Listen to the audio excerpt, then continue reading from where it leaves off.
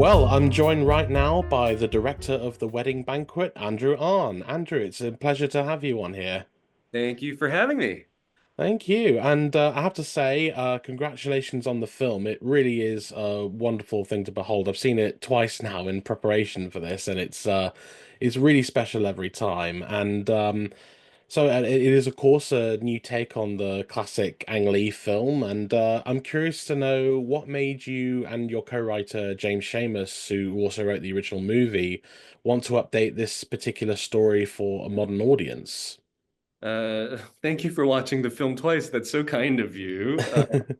I think the original film it means so much to me. I remember watching the film when I was 8 years old, when it came out on VHS, and it was the first gay film I had ever seen. And the fact that it was a gay Asian film and a film told with so much humanity, I think it really influenced me and put me on the right path, as a person, as a filmmaker, as a storyteller, for many reasons, I didn't want to make this because it's such a beautiful movie and it means so much to me.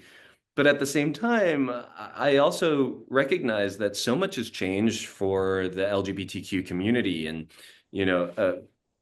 one of the things is, now queer people can get married, and and I thought about how that really changed the kind of situation that these characters could find themselves in, and instead of kind of accidentally having a baby, what if they really wanted to have a baby? What if they were planning to have a baby? And how could that planning maybe be self-sabotaged, right? Like how do our hesitations actually, you know, potentially keep us from being, parents? And so uh, all of these very personal topics, I think I'm at this phase of my life where I'm thinking about, marriage and having kids, all of these topics um, kind of gave me a creative North Star that I could look at to feel good about this endeavor of reimagining, the Ang Lee film.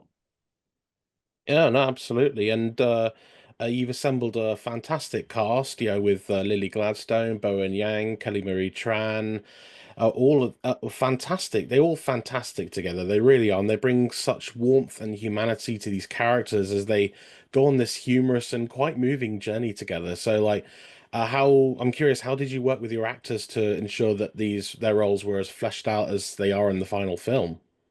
Yeah, I really believe that when actors are given, um, sense of ownership over their characters, that they feel more alive and more three-dimensional and more human on screen. And so Lily Gladstone, her character was initially named Liz, but she asked me, the film is set in Seattle, could I rename my character for the daughter of Chief Seattle, the Duwamish chief that Seattle is named after? Could I be Angeline, Princess Angeline, and short, would get shortened to Lee.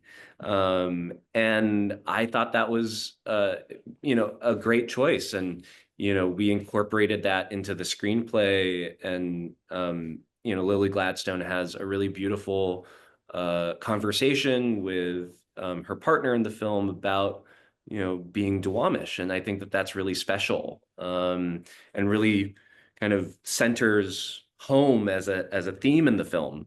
Yoon Jung, who plays the grandmother in the film, she's incredible, and she, we talked a lot about kind of, motherhood, parenthood, grandparenthood, and a lot of that got incorporated into, the scenes with her grandson in the film, Min.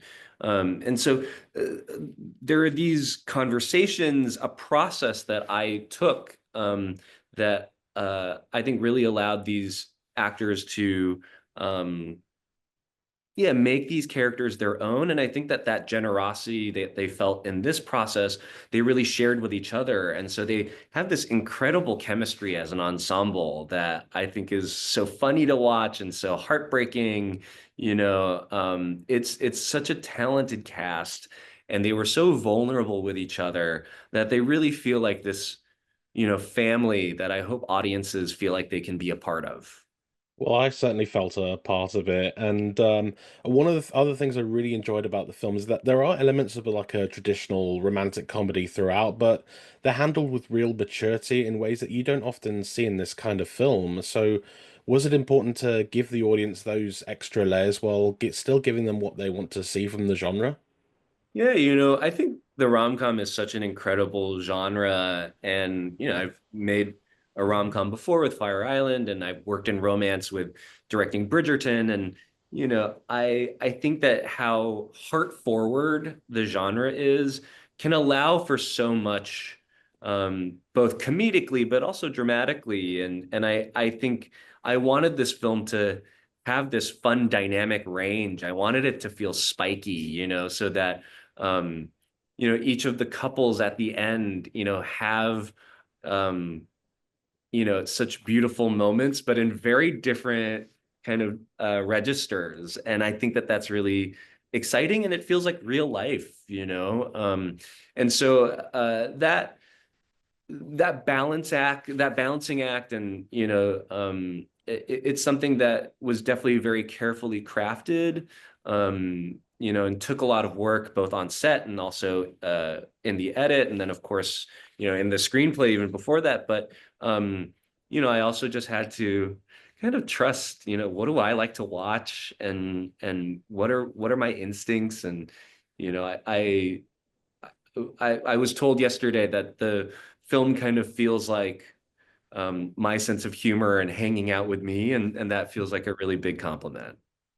No, it really is powerful stuff, and it's a film that is really proud and unapologetic of its LGBTQIA plus identity, with queer cast members and filmmakers as well as all that any sexuality can relate to or empathize with, and which we undeniably need much more of in today's times. And what are your hopes with this film when it comes to connecting with audiences who either identify as queer or are curious to know more about that way of life?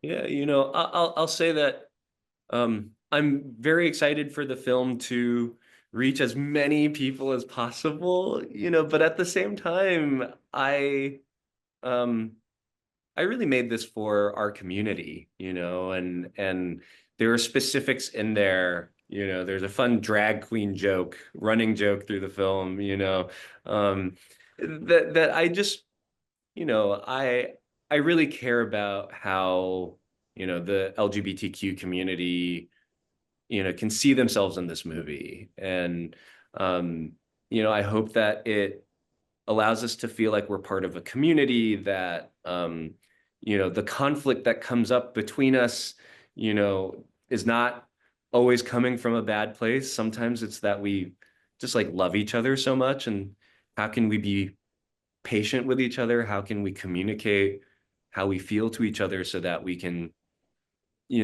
live even more fulfilling lives? So that's my hope for, the community that watches.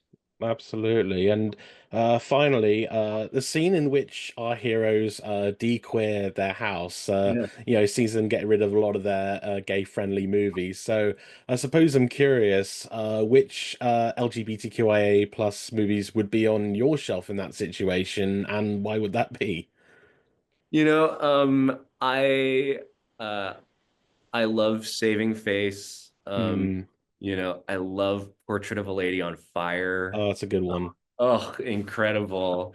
Um, I am such a fan of Gregor Rocky, so like The Living End. And then of course, Ang Lee's The Wedding Banquet has to be there. Oh, those are very good choices. I feel it's like the letterboxed question, isn't it?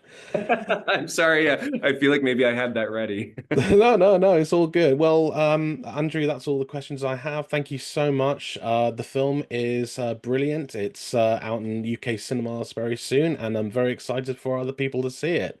In the meantime, Andrew, thank you so much for taking the time out to answer my silly questions. No, it was a joy. Thank you so much. All right, thank you very much. All take care.